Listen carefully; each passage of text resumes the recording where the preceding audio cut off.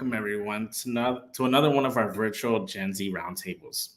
I'm Brian Bonilla, senior reporter here at Ad Age, and this next topic is something that I'm personally interested in, and is actually very topical and important for the industry. The advertising and marketing industry continues to struggle when it comes to diversity, equity, and inclusion, and that might be getting in the way of its relationship with younger generations, especially Gen Z. A recent report from the ANA found that diversity within marketing dropped in 2023 for the first time in several years. Another report by the 4As found that the number of agencies owned by white executives increased to 90% last year. To discuss the state of inclusion in the advertising space and how it can improve, we've invited three Gen Z panelists I'd like to introduce. Please join me in welcoming Morgan Batts, Associate Brand Executive at White & Kennedy, Michael Franklin, founder of Words Normalize Behavior, and Sophie Williams, Cultural Strategy Analyst at Collage Group. How's it going? Good. How are you? I'm good. Thanks for joining. This is a good topic. This is a big one, and I'm sure we all have a lot of thoughts on it. So let's get going. To start off, I feel like the world likes to put labels on things, right? And especially when it comes to generations. Like I'm a millennial, and I know all I heard growing up was just like, millennials are lazy or things like that, right? And I guess just to start, like you guys are all from that Gen Z demographic. What do you feel like are some common maybe misconceptions of how Gen Z is viewed, either in the advertising industry or maybe in general? Michael, I don't know if you want to start. Yeah, I'm happy to start. And thank you, Brian, and thank you to Ad Age for having us for this conversation. I think some fundamental misconceptions that come up about Gen Z are folks often say that we're cocky, but I don't take it as cocky, but rather I take it as us having the audacity because we are taking our perspective in a different way for how we navigate both our work and our personal life balances. One piece that really comes to mind, I think, is that we don't live to work, but rather we work to live, even if it means that we're working unconventional hours and we tend to align our work and our business with our passions. That's a good point. I mean, unconventional hours, but you don't mean like overworking, right? Or Oh yeah. Yeah, like unconventional hours where it's like, like for me, like I run an agency, I run a business. And so sometimes I may end up having to do some client work, on a Saturday or Sunday, depending on the timeliness or rapid response. Right. But for me, that's not that big of a deal when it's like I maybe have free time during the week and during regular business hours, or I may travel or go to a conference. And it's one of those unconventional, instead of a 9 to 5, I may end up doing like a 10 to 2 on a Saturday or Sunday. But opens up that 10 to 2 like during the week. And so it opens up just additional opportunities to either relax, like I might go to the spa sometimes, you never know. Morgan, I see you nodding your head. I don't know if you had any thoughts to share too. Yeah, absolutely. I definitely feel like a common misconception about us is we don't really know what's going on. Oftentimes you hear people like, you're attached to that phone. You always got that phone in your hand. You can't always get your information on social media. But I feel like, that's where we have our platform, and that's where we have our voice. And that's where a lot of things like come to the surface, and we are able to learn more because of the expansion of technology and what that and social media has allowed us to do. So I feel like the common misconception that we're always in our phones and have our heads down and that we don't know. No, our heads are down and we're locked in on these important topics, because this is where we're getting a lot of our information, and where we are also using our platform to acknowledge and also spread awareness of the things that are also going on in society that, we see that needs to be shed a light upon. So I feel like that's a really big misconception, is we don't know what's going on, when in fact we do, and we're using the space that we have to really elevate that. No, for sure. Sophie, I don't know if you wanted to tack in anything there. Yeah, just to piggyback off of what Morgan said, definitely we're well informed. I think our generation understands the misinformation that's out there, and we'll dive deeper and do that research just to be well informed and really know the facts on topics that are important to us. And speaking about topics that are important to you, I'm curious, like, what's an absolute like minimum baseline that you expect from brands nowadays when it comes to inclusivity, which I feel like is like such a broad word and term that's used, very broadly. So like, I'm curious what you guys think is just like the bare minimum, like, table stakes for you when it comes to brands. Yeah, I can hop in on this one. Bare minimum authenticity. I feel like the best part about our generation is like we see through the BS. Like we can look at something and you know what feels right to you. You know what feels right to your character. You know what feels right to your background. So that authenticity and making sure that the right people are in these spaces and we have the right voices to advocate for us, and making sure that that shows in these in the advertisements and the things that are being put out, because again, like we can see right through that and we know like something don't sound right, this don't feel right, and if it don't feel right, it must not be right. I love that. I like that quote. We actually have a question, already, from Grace on LinkedIn. Have either of you experienced age bias in the industry? I think that's a great question. Oh, I can chime in here.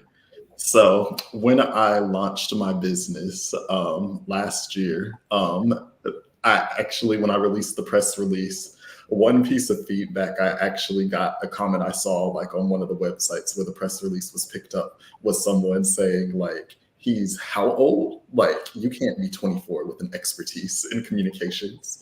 Wow. And it was just so funny to me because it's that type of like hater energy. It just ends up fueling me, similar to what Coco Gauff said after winning the US Open. But it's one of those just bulletin board materials where it's like, I'm gonna keep that in the back of my mind. And like, now a year later, like I am running a sustainable business. And I guess that expertise is somewhere, regardless of how young I may be. Anyone else experience age bias? I mean, not really. It's something I've had to overcome. So like I graduated high school and undergrad early, so I've always been kind of the youngest one in the room. But I think like because I have proven myself in certain spaces that I don't necessarily experience that. So it's like we have the information, and I think as long as you're very confident in what you know, that you can overcome that age bias.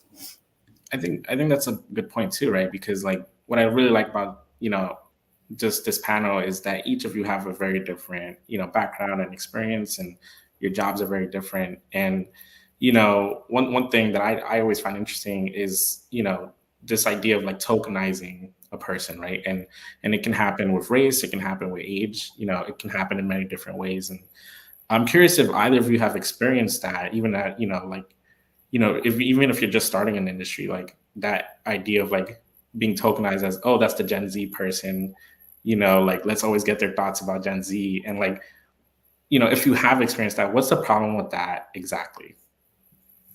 I can jump in on this one, because I don't look at it as a problem. I look at it as an opportunity, to really be the voice for Gen Z. I'm definitely like one of the youngest in the agency, and sometimes if we are getting a client brief and they're like, "Hey, we want to talk to Gen Z," sometimes they're like, "Hey, Morgan, like what is Gen Z like? Like what's hot right now?" And just really being able to like use that to my advantage to really speak, on behalf of us and like what really resonates with us, because again, that just goes back to like that authenticity and making sure that the right voices are in the room. So I don't look at it as a disadvantage. I look at it as an advantage to continue to advance the space that we're in. That's a good point. Michael, I don't know, you seemed like you wanted to share as well. Yeah, I would add that, like, I think it's tokenization when you may hire a Gen Z person, but you aren't listening to their expertise. But you're a well-informed strategist if you're hiring Gen Z folks and you're trusting our expertise and understanding the strategic advantage and perspective that we can provide. And so there are a lot of places where it's like, yeah, like Michael's the Gen Z consultant or Michael's the Gen Z expert here. And oftentimes how I'm able to leverage that is now it's a part of my branding. Like I take a lot of pride in being a Gen Z owned business. I take a lot of pride in being a Black owned business, LGBTQ owned business, and even an LGBTQ owned certified business enterprise, And it's not about tokenization when you're able to leverage it and ensuring that the folks that you're working with respect your expertise that you're bringing from those lived experiences. No, that's a great point. And, you know, authenticity continues to be like a core theme, you know, from this conversation. And, you know, the Super Bowl just passed, and Ad Age just launched we released the Harris poll that found that, you know, people of color and LGBTQ plus related content or characters may be ranked lower from members of the Gen Z audience in terms of Super Bowl ads compared to maybe, you know, an ad that wasn't catered to that like one specific audience, but maybe had, you know, diverse inclusion. I'm curious, like for you guys, what do you look for when it comes to, you know, inclusion in video ads, TV ads? Is it about, is it speaking to you, or is it about just having diverse characters? Like, how do you kind of decipher that? I mean, for me personally, diverse characters are important, but one thing we talk about a lot at Collage Group is a halo effect. So using that cultural specificity to resonate with a broader audience. So I think that as long as we're telling real stories, authentic stories, that's what Gen Z is looking for. We kind of see through the BS of like using of tokenism, of using people of color or certain groups to get a message across. As long as we're telling real stories, I think that's what we're looking for the most. Yeah. I don't know if anyone else had any thoughts. Yeah, just to chime in, I think storytelling is the strongest aspect. You know, any good campaign has a greater story behind it, and just making sure that the pieces aren't just being put together just to check off boxes. And Right. again, like I know I keep saying it, but that it feels authentic. You know, when you're creating a campaign, it is supposed to incite something within someone. It's supposed to inspire, it's supposed to encourage, it's supposed to inform, it's supposed to acknowledge. And so just making sure that you are leading with the truth, and the rest of those pieces will follow. Like, would definitely love to see, you know, people that look exactly like me and my brother and my mom and my dad, aunts, cousins in these campaigns. But if it does not feel right, the sentiment will not hit. So it needs to hit the storytelling first, and then the rest of the pieces will fall into place. Right. And did you guys have any favorite Super Bowl ads, real quick? Anything stood out to you guys? I'm very biased. I love me some Beyonce. So the Verizon one was my absolute favorite. Hands down. That is my girl. But I think another one that was super, super funny and very fun and had like a really funny storyline to it was the Duncan campaigns. I thought that was super, super clever, super fun, super engaging. And again, it felt like really authentic, really fun. It felt like it came from a place of genuineness. So those are my top two. One that stood out for me was probably the Google Pixel one. I think when we think of diversity, we don't always include people of different abilities. So the Google Pixel one about the guy that was experiencing visual impairment really resonated. No, yeah, I love that. Those are two. I mean, the Duncan and the Google Pixel were two of my favorites as well. We actually have another question from Cameron on LinkedIn. I hope I'm saying your name right. But as the more junior members in the industry, how can we best uplift other Gen Z voices within our organization while still showing deference to more senior executives? I can speak on this one. I think something that I'm learning how to navigate being so junior in this industry is the most important thing that you have is your point of view. Like that is the most important, unique thing that you can bring into any space. And not being afraid to speak on your POV. Now, sometimes there are points in times where, you know, it may not be the place to speak in a client meeting, but, you know, definitely afterwards, like I pull my manager to the side and I'm like, hey, like, I heard this, like, this was my thought. Like, what do you think about this? Am I thinking about this in the right lens? And just making sure that like I'm having those conversations around like my POV and what I think. So that way it doesn't go unsaid and it doesn't go on deaf ears, and just making sure that no matter what, I'm confident in the fact that no, I spoke up about this, or I saw this and I had a POV about it and I was vocal about it. So just making sure that wherever you are, like you can continue to like elevate your voice, elevate your POV, and finding those right places to do that. Yeah, fortunately for me, I am blessed to work with a company that asks us what our opinions are, what our views are on things.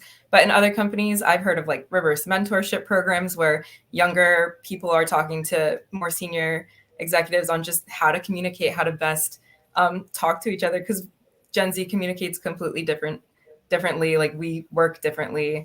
The expectations of work, I think, are different. So just making sure those lines aren't blurred and just making sure like everything is clear communication. No, for And sure. Oh, sorry, go on. yeah, I would even add it's always coming from a place of learning as well when working with folks from other generations.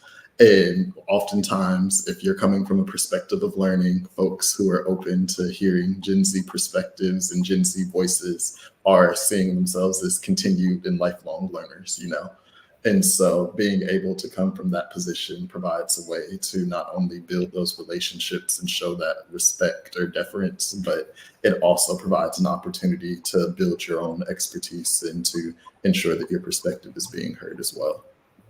Yeah, I mean, and Michael, I think you're proof of like, your generation in terms of like, oh, there's not something out there that I want. I'm gonna build something that I want, right? And I think that's something that I notice more with Gen Z audiences. Can you speak a little bit about like why take that route, and like, is that fair to say about the Gen Z generation? Is that a fair correlation? Oh, yeah, absolutely. Like with Gen Z, I believe it was a study from Microsoft a couple years ago that noted that purpose-driven business it is like very common with Gen Z folks, like ranging from our focus on social good and purpose in our business development to also ensuring that we're able to utilize technology and some of our experience growing up with social media in the common use of tech in classrooms. I think for me, when it came to starting my business, it was about the freedom of it. It was the freedom of being able to develop my own schedule. It was the freedom of being able to pursue topics and issue areas that were meaningful to me. And it was the freedom to be able to find ways to build and grow my learning toward different specialties and communications I wanted to work on. Like with my business, we focus a lot on executive communications and executive positioning, ranging from speech writing to op-ed ghostwriting to panel prep and speaker recommendations, you name it. And like being able to learn the way those different pieces grow are super helpful and super cool. And being able to learn that this is a whole new space to navigate. And there never was much visibility about what being an agency owner or what these roles look like going through school even. And on the opposite end, like Sophie, I'd love to hear from you, and then Morgan as well. Like, so as you're working, at a company that you didn't build. Not everyone's Michael, but but I would say like, what are you guys looking for, right, when it comes to the types of jobs that appeal to you? How do you go about the research, like, and what's like, what are some things that are like just no's, like immediate no's when you're like looking at jobs, and how do you navigate that? Right. So for me, I definitely value some like places that share my values. They have to be like diverse, because like growing up in PWIs my whole life, and even my first job out of college, it was like it just didn't feel right to be in a space where I was the only person that looked like me. Like on Hulu, there's actually a show called The Other Black Girl, and I laughed out loud when that show came out, because that's how I felt in my first work experience.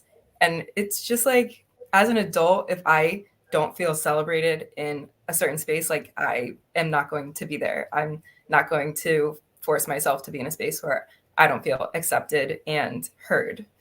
So just diversity, inclusion, obviously, are big things for me. Yeah, Morgan? absolutely. Like just tagging along.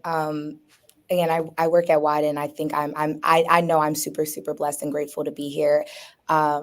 And I immediately resonated, with my job when I first heard about it. But I think what really, really made this place so impactful was the support that I was able to get within our Black teammate resource group. Shout out to Soul. I am now like a co-lead of it because of the support that I was able to have when I first came here. I'm 3,000 miles away from home. I didn't have any family. I literally packed up my stuff out of college and moved here.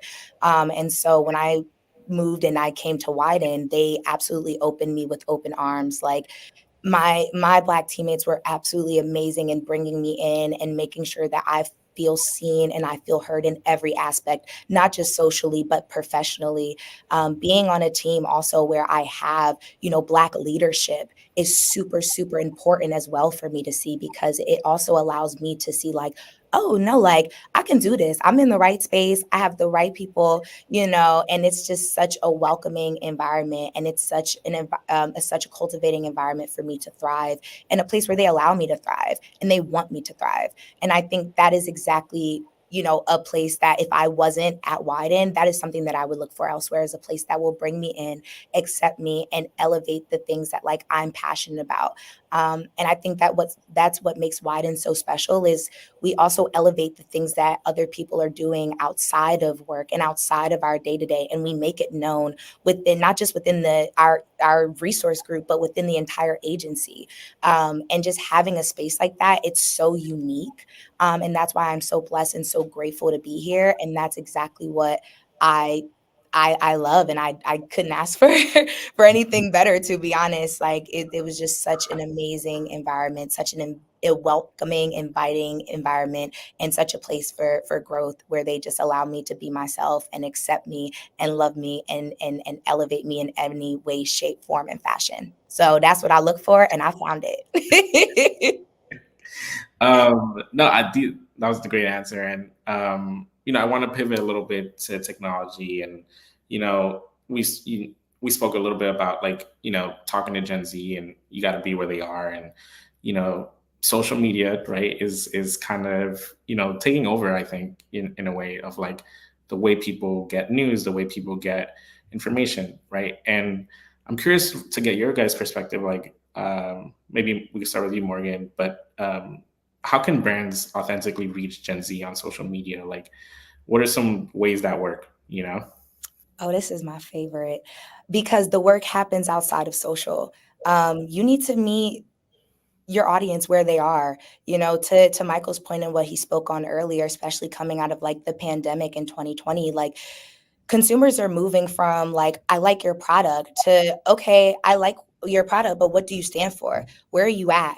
Oftentimes we see that we are leading a lot of the charges of, like boycotts and stand-ins in so many ways and shapes and forms and fashion, just individually as a generation. So if brands want to reach us where we are, it doesn't start on social. It starts from being in the community, and then you can graduate to social. But that work starts on the ground before you can elevate it on social. And I think that's the best part about social, is you can elevate what you're doing on the ground. Like, you can have initiatives in communities where you want to be, and to the audiences that you want to reach, and you can document that. Like, you can have the research behind it. You can showcase what you're doing and how you're showing up, because that's also going to allow more visibility to us about like, okay, not only are you like, you're not talking the talk, but you're walking the walk and you're showing it as well.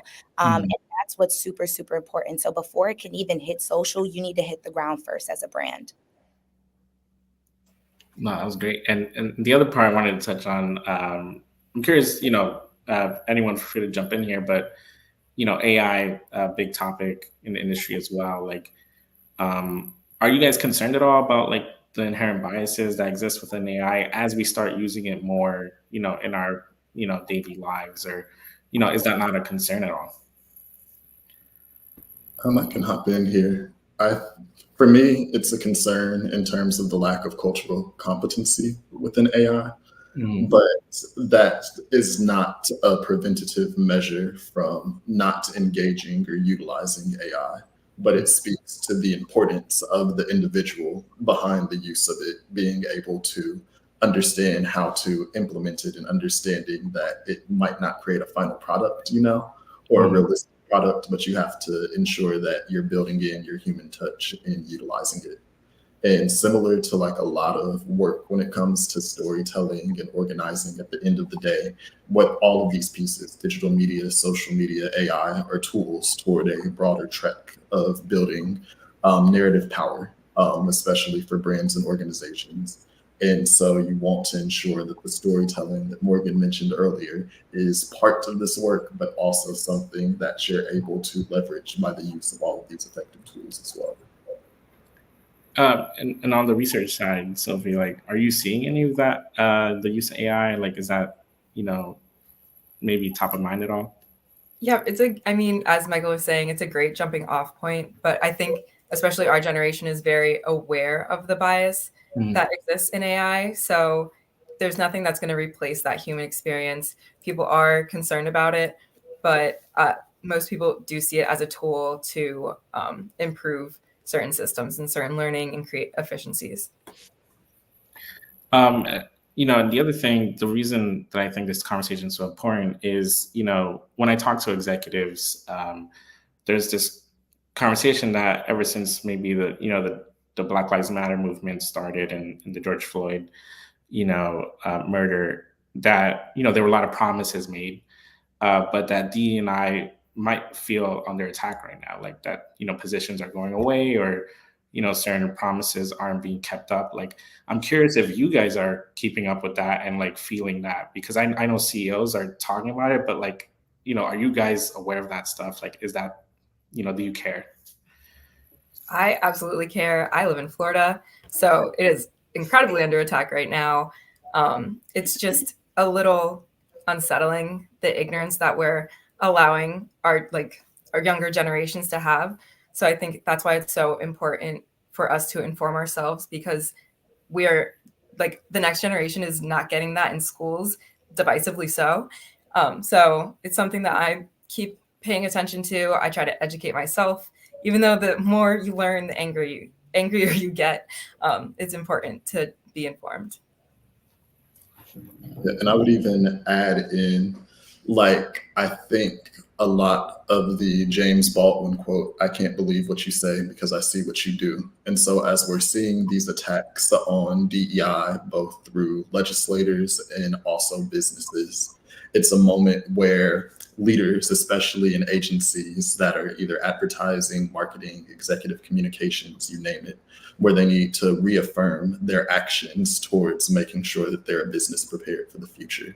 Because the statistics will show that businesses that commit to having a more diverse team and diverse environment are more innovative. These teams are seeing a larger return on investment for what they're providing. And so it's not just about altruistic measures. They're like the moral case for why you should support DEI. But if you want to be a sustainable, successful business for the future, then you're going to make a real investment in your actions and not just virtue signal towards what you're believing in when it comes to implementing policies or specific recruitment, or even efforts to make sure that you're building in the community that you're headquartered or working into. Right. Yeah, and I think, I feel like there's that misconception that, like, just because you guys aren't always like, at that executive level, that you can't, impact change, but you guys can make change by where you work, by where you spend money, by, who you give your attention to. Like, I think that's like the real power in any generation. And, actually, this is pretty, relevant to this question. This is a question from one of our viewers, Mike in New York. Which industry or vertical do you feel is the most silent when it comes to embracing your needs and wants? I know that's a thinker, so I'm like, I'll get a few seconds there, I feel like it's less of what industry and what vertical is most silent. Just in my opinion, I haven't been in an environment where I feel like my POV, my needs and my wants have felt like it's gone upon deaf ears. But if there ever has even been like a notion in my head of, oh, I feel like I'm not being heard, I feel like I'm not being seen, well, maybe I'm not being vocal enough. Like maybe I'm not going hard enough. Like sometimes, there's this quote, and I don't know who it was by. I heard it mad long ago, and it's just stuck with me. Like, if you can't change something, change your perspective, so maybe it's about like, I'm not coming at it from this right angle. Maybe it's the way I'm posing the question. Maybe it's the way I'm asking or reaching out and seeking for help. And I feel like those are ways that like it kind of feels like, like it may be most silent, but also exhaust all your mediums of communication, like even to the power of social media. Like, not to say you go ahead and bash the industry on social, but like use your platform, like, speak about what you're passionate about, because when you speak about what you're passionate about, you will find your community of people that will elevate those things for you. So continue to advocate for yourself, continue to advocate for your needs, continue to advocate what you want. Speak about it until you're tired of hearing yourself speak about it, and don't even stop then, because once you stop will be the moment when somebody's like, dang, if you would have just kept going, you would have reached this person or you would have reached this audience. So I can't tell you exactly what industry or vertical I feel is like the most silent, but what I can say is like, use your voice if you feel like it is being silenced, and use that in every way, shape, form, and capacity that you can. Because when you use your voice, when you have your power in your POV, nobody can silence that. Right. Yeah. I think that it's not so much that we notice the ones that are silent, but we notice the ones that do speak up for us. So it's not so much about being silent. It's just making it known who you're there for. For sure. And it's a testament to an old debate to adage where silence is compliance. And so it's a testament of leadership. And so it's important for organizations and leaders to speak up on the things that matter.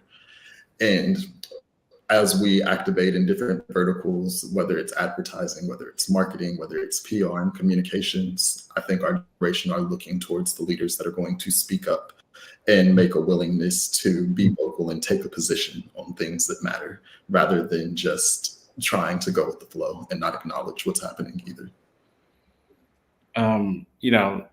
I think that's a great wrap-up moment.